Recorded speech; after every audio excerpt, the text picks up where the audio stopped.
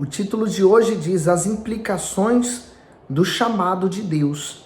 Nesse livro Eis-me Aqui, do Bispo Macedo, eu quero convidar para nós mergulharmos agora nessa parte, as implicações do chamado de Deus. Vamos pedir a direção? Meu Deus e Pai, que o Senhor nos conduza nesse estudo que estamos fazendo deste livro e que venhamos tirar dele aquilo que precisamos para te servir mais e melhor. Amém. O bispo diz assim: tomaremos o chamado do profeta Isaías como exemplo para ilustrar a grandiosidade do que é servir ao Senhor. A forma como o profeta se ofereceu ao responder à pergunta de Deus na visão que teve, mostra que ele estava pronto para o que desse e viesse. Mesmo na tenra idade inexperiente, o jovem estava disposto ao sacrifício que a missão exigia. Diz assim: no ano em que morreu o rei Uzias, eu vi também ao Senhor assentado sobre um alto e sublime trono, e a cauda do seu manto enchia o templo. Serafins estavam por cima dele. Cada um tinha 6 asas. Com 2 cobriam os seus rostos, e com 2 cobriam os seus pés. E com 2 voavam. E clamavam uns aos outros, dizendo: Santo, Santo, Santo é o Senhor dos exércitos. Toda a terra está cheia da sua glória. E os umbrais das portas se moveram à voz do que clamava, e a casa se encheu de fumaça. Então disse eu: ai de mim, pois estou perdido, porque sou um homem de lábios impuros e habito no meio de um povo de impuros lábios. Os meus olhos viram o Rei, o Senhor dos exércitos.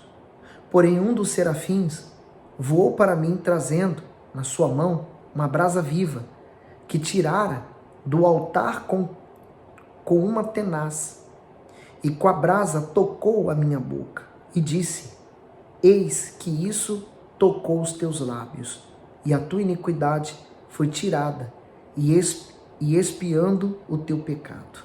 Assim é o sangue do Senhor Jesus que nos lava, né?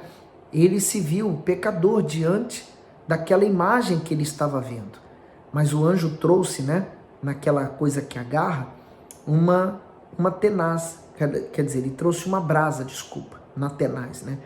Ele trouxe uma brasa que tocou, então purificou ali os lábios dele.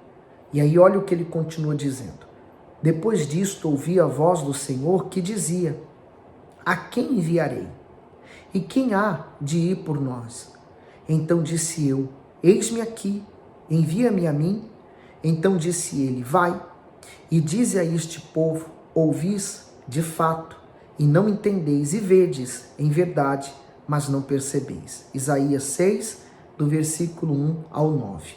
Quem falou isso também, depois, mais à frente, foi o próprio Senhor Jesus, dizendo para aqueles fariseus, né, para aqueles religiosos, que eles tinham um coração tão duro que a palavra de Deus não conseguia penetrar o coração deles. E é uma realidade do que nós estamos vivendo hoje. As pessoas estão tão egoístas, né, pensando cada vez mais em si mesmas, que elas não conseguem abrir o coração para que Deus possa falar com elas. E esse é um cuidado que nós temos que ter constante conosco. Por isso, o vigiar tem que ser constante. Todos os dias temos que avaliar a nós mesmos, o nosso próprio coração, para saber se nós não estamos nos comportando como aqueles religiosos. Como vemos, o Senhor procurava um servo para enviar ao povo de Israel. A nação havia se desviado da fé e estava mergulhada na apostasia. O reinado de 52 anos de Uzias, segundo Crônicas 26:3, tinha sido marcado tanto pela prosperidade quanto pela estabilidade. Porém, nos últimos 10 anos, o rei havia contraído lepra, que era uma doença mortal naquela altura. Essa enfermidade era fruto de sua insolência e rebeldia às instruções mosaicas com relação ao serviço sagrado no templo. Tomado de prepotência, certo dia, Uzias adentrou o santuário para queimar incenso, algo permitido somente aos sacerdotes. Vamos conferir o que está em 2 Crônicas 26:16 ao 18? Mas havendo-se já fortificado, exaltou-se o seu coração, até se corromper, e transgrediu contra o Senhor seu Deus, porque entrou no templo do Senhor para queimar incenso no altar de incenso. Quer dizer, ele poderia estar fazendo algo certo, mas da forma errada. Não era ele quem tinha que fazer isso. Por isso que diz aqui, exaltou-se o seu coração. Por isso que o coração ele é enganoso, ele estava enganando, naquele caso, a esse rei, e fazendo ele ter atitudes erradas que iriam comprometer não somente ele, mas toda a nação. Porque se hoje você errar, você não compromete somente você, mas também a sua família. Porém o sacerdote Azarias entrou após ele e com ele 80 sacerdotes do Senhor, homens valentes, e resistiram ao rei Uzias, e lhe disseram: a ti, Uzias, não compete queimar incenso perante o Senhor, mas aos sacerdotes, filho de Arão, que são consagrados para queimar incenso. Sai do santuário, porque transgredistes, e não será isto para a honra tua da parte do Senhor Deus. Então Uzias se indignou e tinha um incensário na sua mão para queimar incenso. Indignando-se ele, pois, contra os sacerdotes, a lepra lhe saiu à testa perante os sacerdotes na casa do Senhor, junto ao altar do incenso. Por isso que nós não podemos brincar com as coisas de Deus. Temos que levar a sério. Você tem que levar a sério tudo que você faz para Deus, porque Deus é santo. Ele não exige perfeição em nós, porque é impossível nós darmos para Ele a perfeição. Mas andar com Deus exige que nós obedeçamos a Ele. Continuando, ele usou de sua autoridade real para o seu bel prazer, não para honrar a sua nação, muito menos para glorificar a Deus. Desde então Uzias precisou se afastar das funções e em seu lugar reinou seu filho Jotão. Uzias deixou de servir a Deus para servir a si mesmo e fazer as coisas do seu jeito, e por isso morreu leproso. Como está escrito em 2 Crônicas 26, do 21 ao 23, assim ficou leproso o rei Uzias até o dia da sua morte, e morou, por ser leproso, numa casa separada, porque foi excluído da casa do Senhor. E Jotão, seu filho, tinha o encargo da casa do rei, julgando o povo da terra. Quanto ao mais dos atos de Uzias, tanto os primeiros como os últimos, o profeta Isaías, filho de Amós, o escreveu. E dormiu Uzias com seus pais, e o sepultaram com seus pais no campo do sepulcro que era dos reis, porque disseram: leproso é, e Jotão, seu filho, reinou em seu lugar. Então, não valeu a pena aquele orgulho, né? Não levou a nada as atitudes dele. Por isso que a gente muitas vezes quer tomar atitudes, né? Tomar a frente de Deus para fazer alguma coisa, e nós terminamos atrapalhando os planos de Deus na nossa vida. Nessa época, Israel começou a viver um período crítico. A nação havia submergido ao caos espiritual e, por isso, o reino do norte seria tomado pela Assíria, 722 a.C. Sua capital, Samaria, ficaria completamente arrasada e seus cidadãos seriam levados ao cativeiro assírio.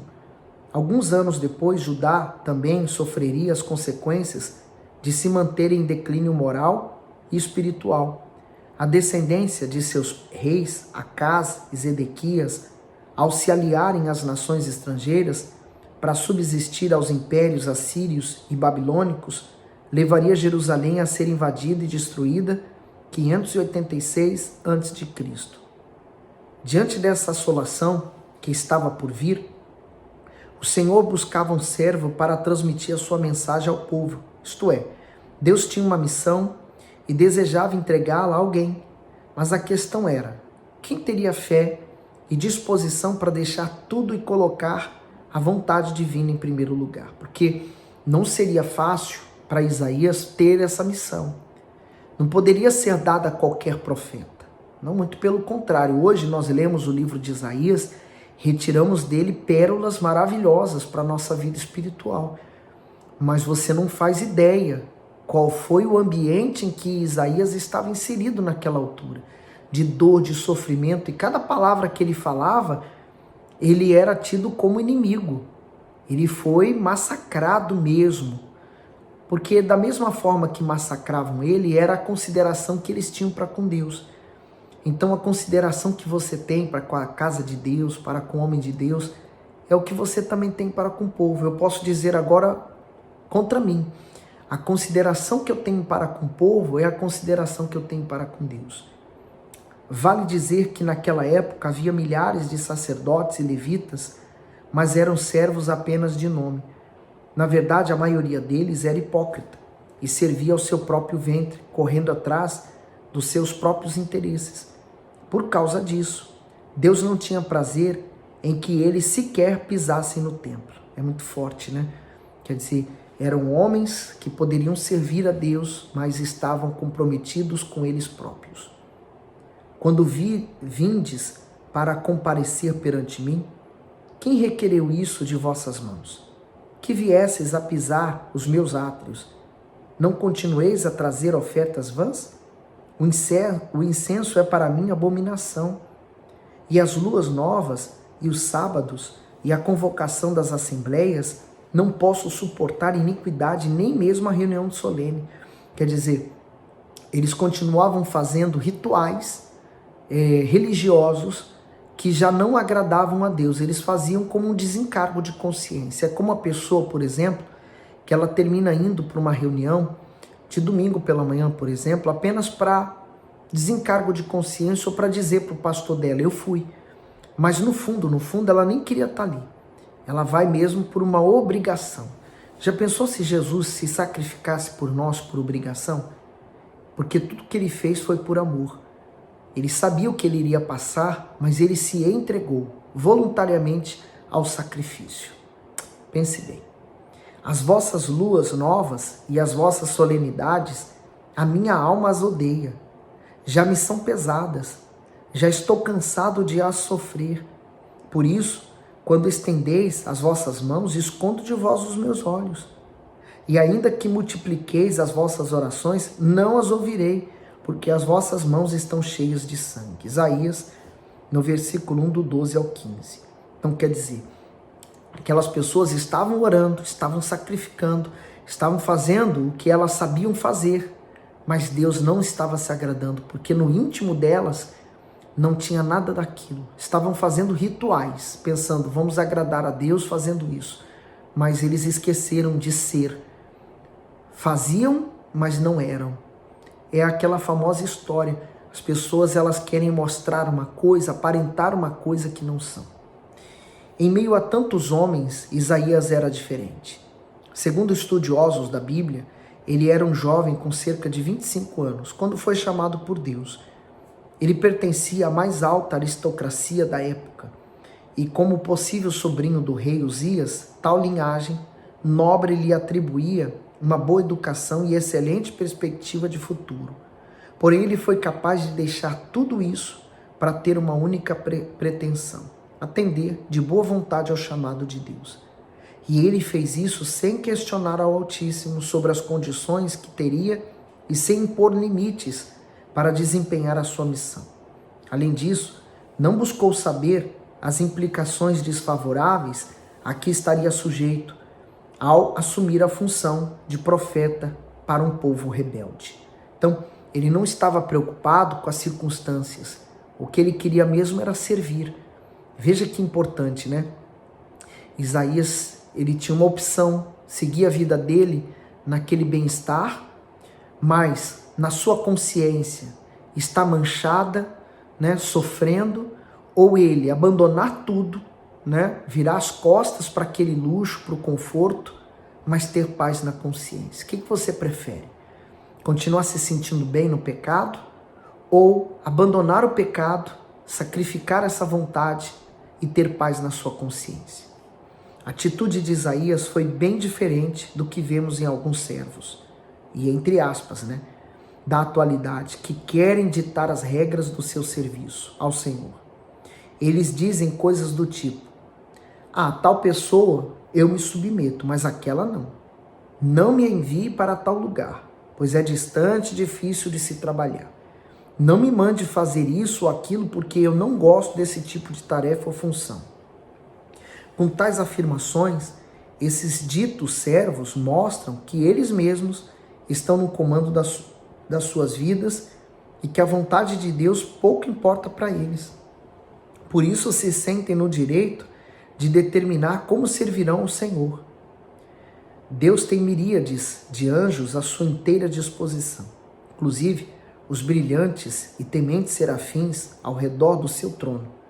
Se o Senhor quiser, tem poder para executar qualquer obra sozinho e com perfeição, mas ele prefere escolher seres humanos imperfeitos para que possamos cooperar com o seu reino. Não deveriam esses homens e essas mulheres se sentirem honrados com tamanho privilégio?